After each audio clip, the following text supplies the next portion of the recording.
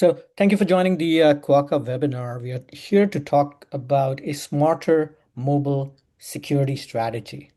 And this is what we are seeing in the market, where traditionally, as many of you know, and you're probably practitioners of this, that is, you're using mobile device management, MDM, or the bigger context is UEM, Unified Endpoint Management, to manage your devices. Uh, and then you deploy or you need something to secure those mobile devices. And traditionally, people have used technologies which are called mobile threat defense, something that goes on the device itself. What we at Quokka offer is what's called mobile app vetting, right? Which is getting to the crux of it on those mobile devices, looking at mobile applications which really are increasing the attack surface, okay, on the mobile devices. So Chris and I are here from Quokka. We'll talk about, our roles and, the strategy our customers are taking. But if you have to leave in between, I want you to take away three main things. Why are people replacing their MTD with MAV or mobile app vetting? Number one, the security is more effective. We'll talk about it. Apps are the new endpoints. Apps need to be secure, especially in this new AI world. You need visibility into those applications in terms of where is my data going.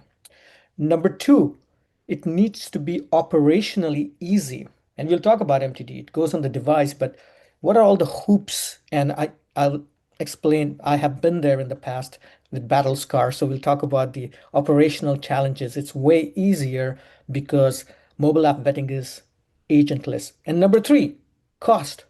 It needs to be cost effective for your security, and we'll talk about those aspects. So let's get started here. Vijay Pawar. I head up product here at Quokka. Been 3 years in the space. What we do is we do mobile application threat intelligence. We ensure that the apps that run on those devices, whether you build them or you deploy them to your fleet, are secure. And I've been previously, like I mentioned, at a UEM, MDM company for about 7.5 years, where we actually OEM'd MTD, and I'll relate or talk about some of those challenges we had. And joining me is Chris out here. Chris. Thanks, Vijay. Yeah, Chris Gogol. I've been with Quokka for a little over a decade now, focusing on bringing these solutions to our customers. So hope to share some of that insight today and some of the trends that we're seeing from the customers and prospects that we talk to here at Quokka around this topic. And, it's a very interesting one because, as Vijay said, this is a shift. MTD has been around for a while, and I think my highlight here for you is the thing I've been hearing from customers and prospects is, hey, what has it actually done for me? I've spent all this time, I've spent all this money deploying it. There's on average only about half the devices are active at any given time, due to the agent-based approach. And yet, I haven't used any of its alerts in actually, 2, 3, 4 years of having it deployed. It hasn't really found anything for me. So why am I investing continuing time and money into this solution where there may be a different approach applying the mobile app vetting with the MDM, which can be a more effective security layer for you. So thanks, BJ. I'll hand it back to you. Great. Thanks, Chris. Okay. So our agenda will quickly go over MTD, Mobile Threat Defense. If there are people who are new to this, we'll dig into that. Talk about the challenges around mobile threat defense, which I mentioned, and then what is MAV? What is mobile app vetting? It seems like a fancy name, but it's actually been around. It's also in some of the NIST standards and things like that, or papers. And the Quaco offering around Q Scout. Obviously, we are here to help our customers with that, and then we'll end with a actual customer story with Chris taking us through that.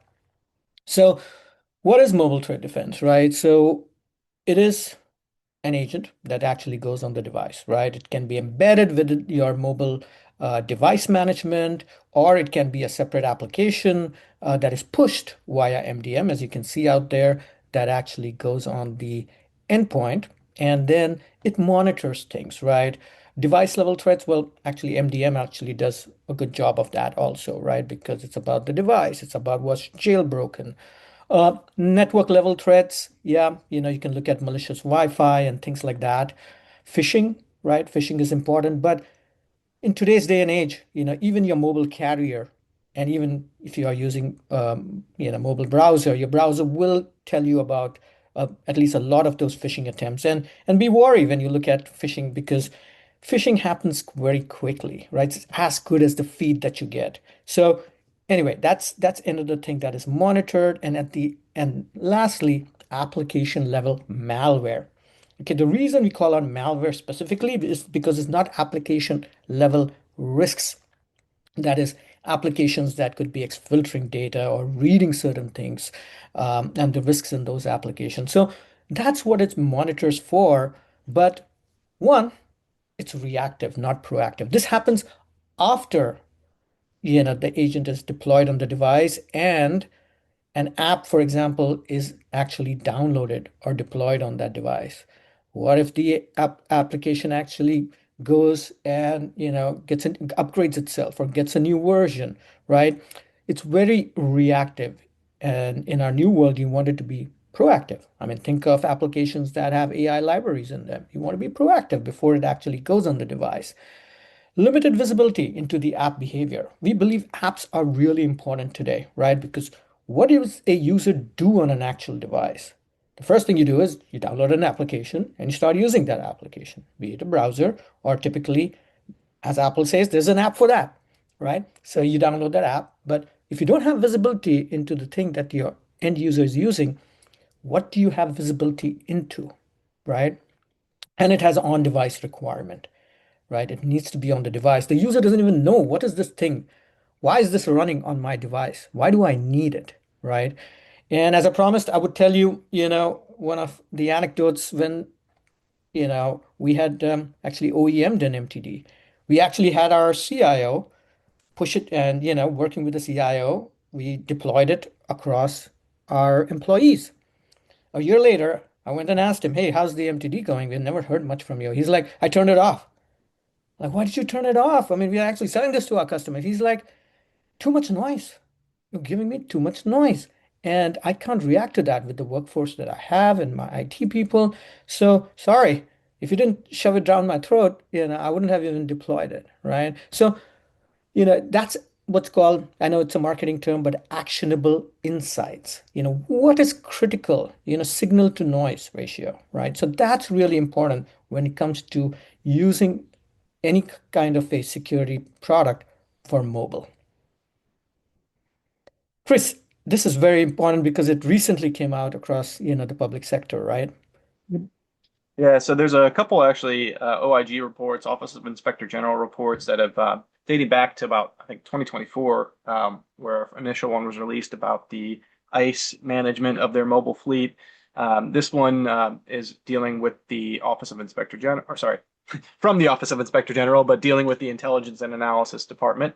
And a recent one just came out this month, actually, in 2026 as well, about the Social Security and Secret Service for how they're handling mobile device fleet risk. And the important takeaway here is actually, even with the MDM and MTD deployed, this OIG report about the Intelligence Analysis Office found that 76% of the mobile apps on the fleet posed security risks, were prohibited, or enabled prohibited activity, meaning the MTD, whether it didn't find it or had too many alerts that everything looked the same and you couldn't determine what actually was risky, it wasn't solving the problem of the risky applications on the fleet. And this is from the OIG report themselves. This isn't our study, and so it's really hammering home the point that VJ was making, and we're referencing here.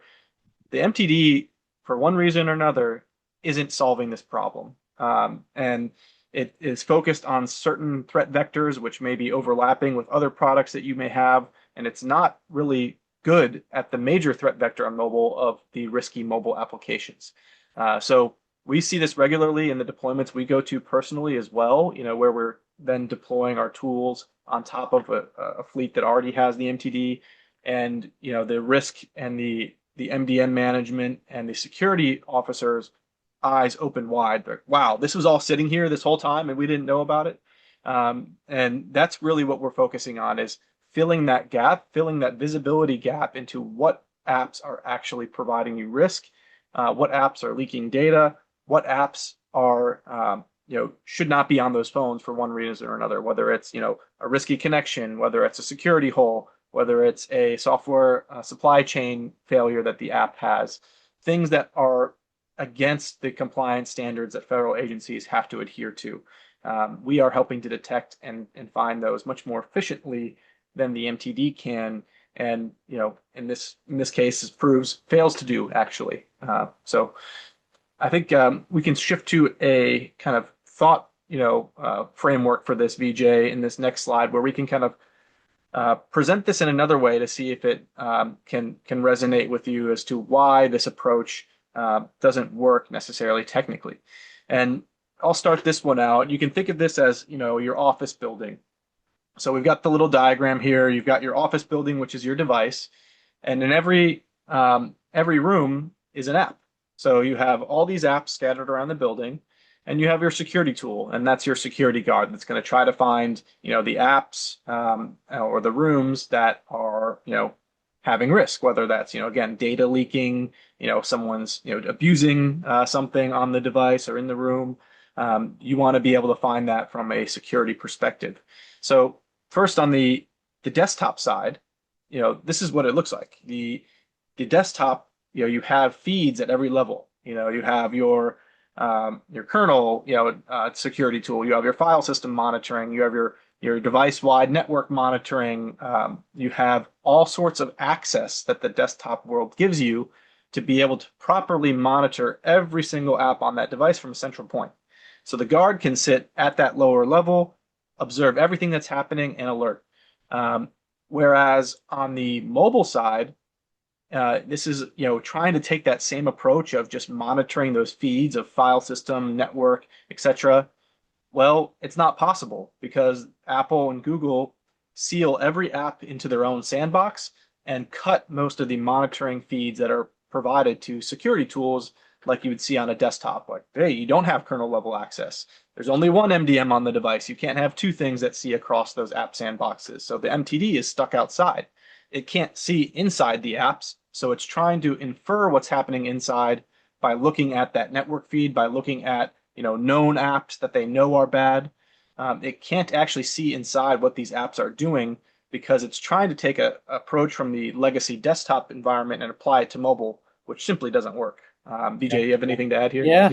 Now, I think right on, right? I think people must be wondering, well, I have all these tools I've deployed over the years. I have CASB, I have SASE. We talk about zero trust. I have all of this that I've deployed on my desktops, right? Typically, many times they use a CASB and take all the traffic through a cloud and then look at in the traffic, where is data going? Well, guess what? That is the desktop model. Mobile is different. Mobile is more personal. And that's why vendors like obviously Apple and Google made sure that things are sandboxed out there because many a times it's commingled with personal information along with corporate information, right? And the same controls like a CASB, an SSC, obviously there's antivirus. I mean, CrowdStrike's out there, Sentinel-1 do an awesome job on desktop. Why does it not work on mobile? Because you can't deploy the same tools because it's at the operating system level that is not allowed, right? That is hardened. So those same tools, you can't put a full VPN. I mean, you can attempt it and pigeonhole it and take it back through your corporate network and then take it to the cloud. That just doesn't make sense, right? So really, the apps, in this case, the MTD or the guard is stuck outside. You're paying for an expensive guard who's not doing much. I think Right. that is the crux of this, right? So Yeah. What are you trying to see from the outside? Well, you have to do things like, hey, is the phone getting hot? Well, is the phone getting hot because I'm playing a game, or is it getting hot because there's malware actively running on the phone? And you could think of that same thing in the office example here. You have like a bunch of office rooms, but you can't go inside. Well, you can see the temperature is getting warm in one of the rooms, but you don't know if there's a fire or if someone turned the heater on because they're chilly. So you end up with those low quality signals. You're using low quality signals to try to alert. So what do you get from low quality signals? You get low quality alerts, which generates all that extra noise BJ was talking about earlier, where he saw it in the dog fooding, as he said, of there's just too much noise to be able to actually see the actual real risks when they appear. And that's where you end up in the OIG scenario of 76% of the apps having risk. Because if you can't actually see inside and you're using low quality signals, it's you can't really determine which ones are really risky or are just generating noise. Which is why we suggest a different approach. So here at the office scenario, instead of trying to look inside every room where there are no feeds you can't look in on the device, we take a different approach. We move the control point to the door. So before that office worker goes into that room, we fully understand their background, what they're going to do, and what they have the capability to do. And in the app scenario, what that means is we scan inside of every application, understand the code to a very deep level through our automated testing, which can basically iterate everything the app can do inside of its code and will do on a device.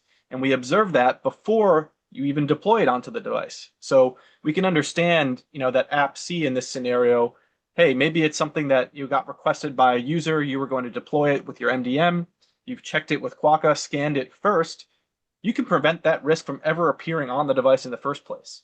And in the scenario where, one of these apps updates over time, we're automatically screening every new update off of your phone. So even before that user updates, you can know that update is bad and is presenting risk. So we're providing you, again, going back to the office scenario, we're providing you visibility into those rooms, into those office rooms, using a different approach rather than trying to copy a desktop approach, which doesn't apply on the mobile space. Um, Yeah. VJ, anything to Yeah, add I here? just, I just want to go back to the old paradigm of, and it was at least previously and even now, the term has been used very a lot, right? Till it's become like everybody says zero trust, right? But if you think of zero trust and how it applies to a mobile device and a mobile application, this is what it is for a mobile app. Never trust, always verify, right? So those are the principles of zero trust. So I think using that on your mobile devices is very critical out here. So let's dig into, what does Quokka provide, right? We provide, as we said, at the end of the day, we're providing mobile app threat intelligence, right? And we have thousands of applications that we have vetted over the years, right? So what is vetting, right? We can actually take any app, either if you're developing the application, like I said, or it's a third-party app which is in the app stores. We actually take the binaries, we don't need the source code, and we analyze them for security issues, privacy issues, and malware intent, right? And so we have this database, and now that data is used in different ways, right? Within an organization, for example, developing applications, we help them in the CI/CD process, calling out apps before they get published.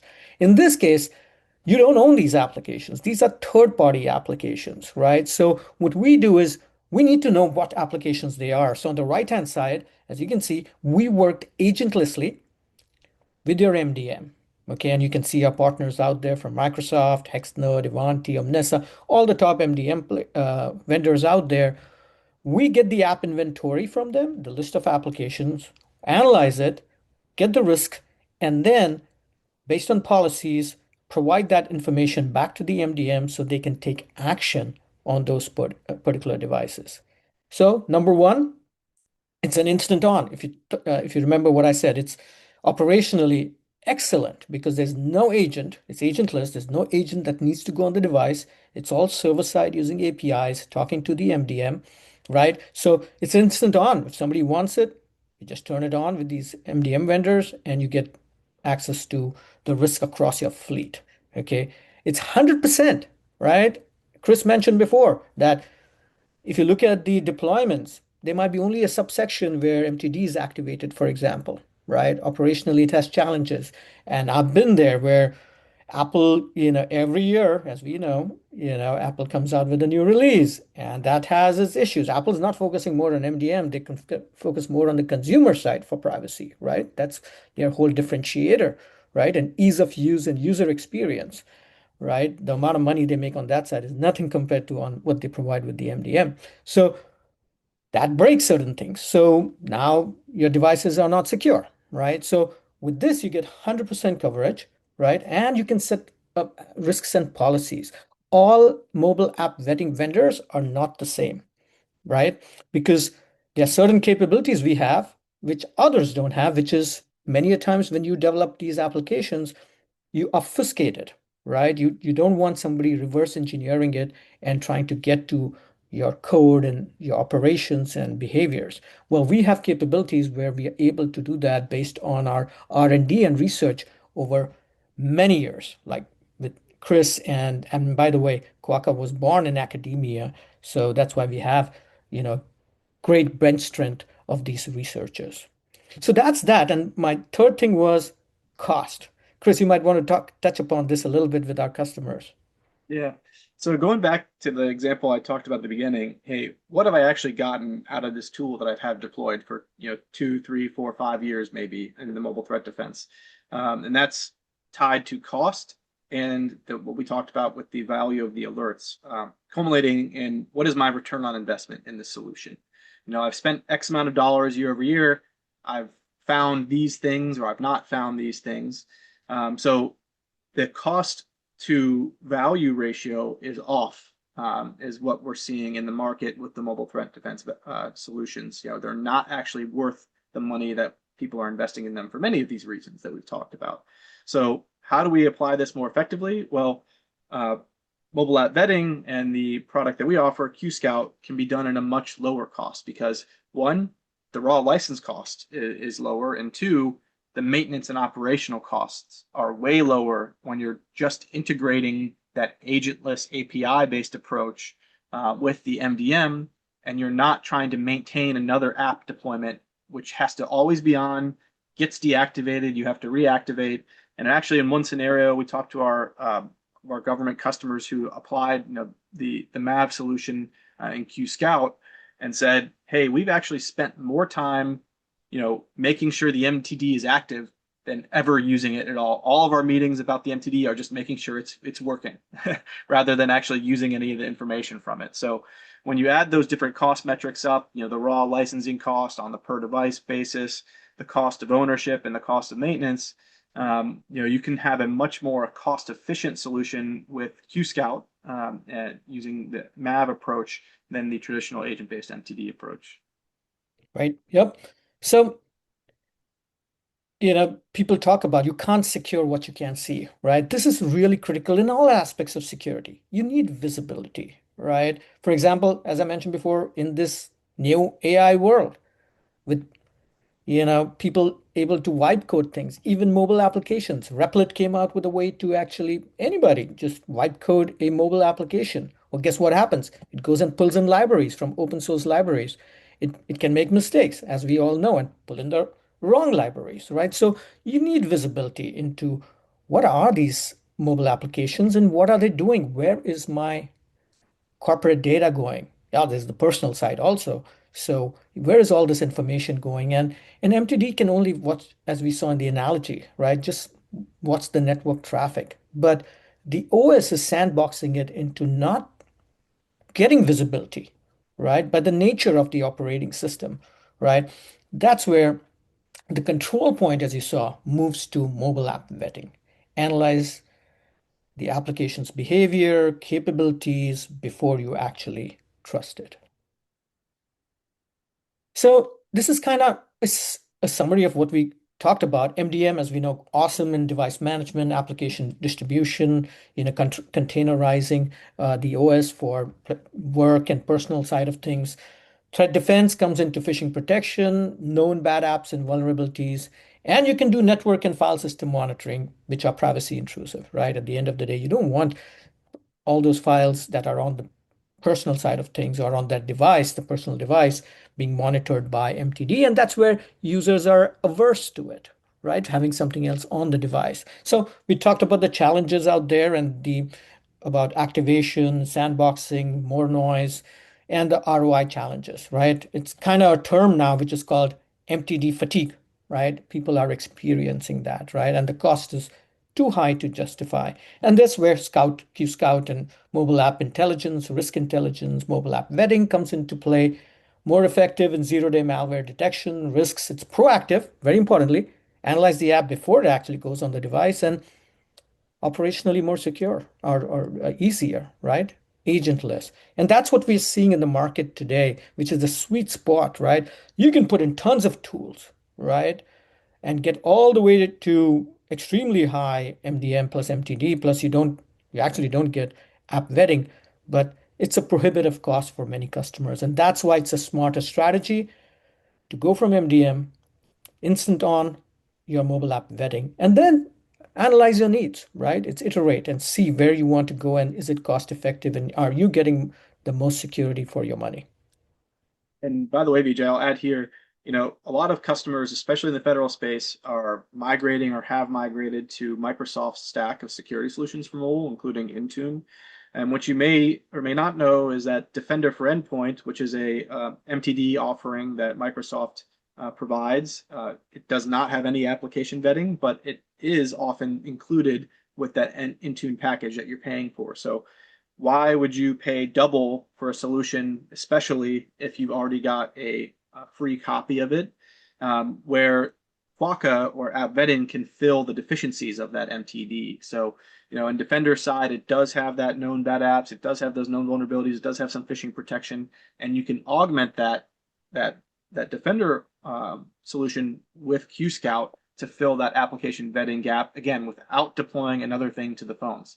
So you can have your full Microsoft stack. Everything on the phone is Microsoft only, which is means you only really have to have one app on the phone, which is the Intune app, and then you can augment those gaps that are there with the QScout application vetting all via API. So some of you may have requirements where you say, well, we need an MTD because it's in this NIST requirement or this other. Well, you could adopt the Defender scenario, not pay extra for it, and then use that money and actually save money by using that plus QScout as well. So just wanted to add that there because I know in some scenarios, some of our agencies, not all, do have some specific requirements around that MTD side. Excellent point, Chris. Yeah, that's really important that, even for, highly compliant regulations and things like that, you will require an MTD, and we quickly, easily plug in the gap for mobile app vetting. So just don't take our word for it. This actually shows you something from Gartner where they came up with a report last year. And as you can see here, there's a level of control, on the x-axis with mobile app risk on the rightmost side, right? With what we talked about, and then the depth of protection, right? Now, I think there are a couple more axes to this. One is, as we talked about, cost. The mobile app risk actually cost, actually goes down there, right? But very importantly, the ease of deployment is not captured here. And as we talked about, mobile app risk is actually agentless, right? So that along with the device controls, which is column two, actually gives you great protection. And I think we'll close it out, Chris, with one of your examples. I think you've been alluding to some of this, but yeah, Yeah, yeah. So this is actually a government agency with about 20,000 people and devices, I should say, and applications alongside that, where they had the MTD solution already deployed, similar to that, Office of Intelligence Analysis OIG report.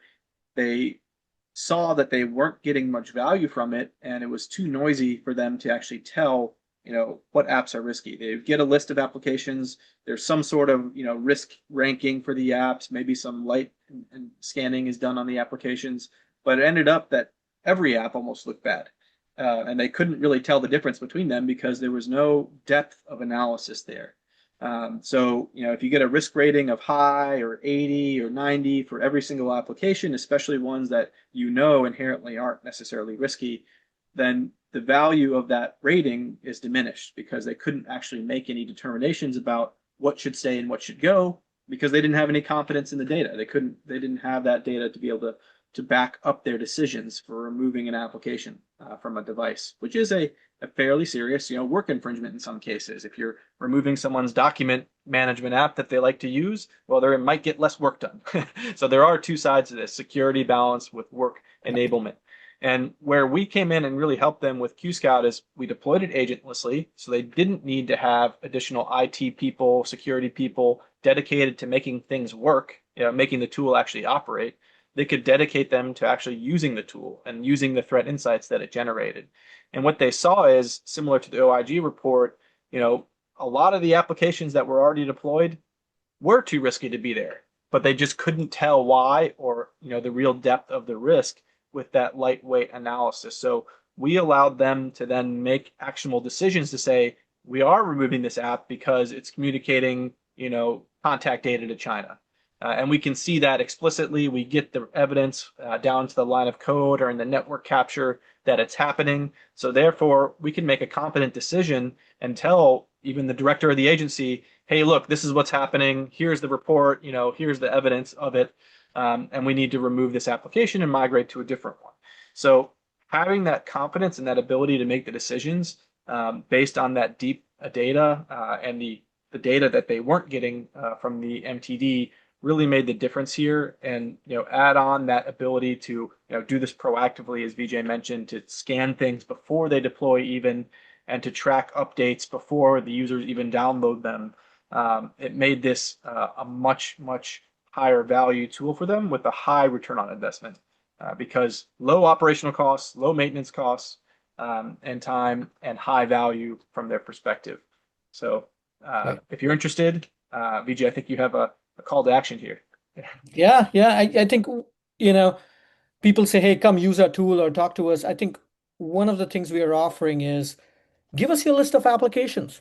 We don't need to connect to your MDM or anything. Give us a list of your applications and get a free assessment from us. Let us talk about the risk of the apps across your fleet, right? So please reach out if there's any way we can help you. And thank you for spending your time today with us. Yeah, Cheers. thank you very much. Have a great day.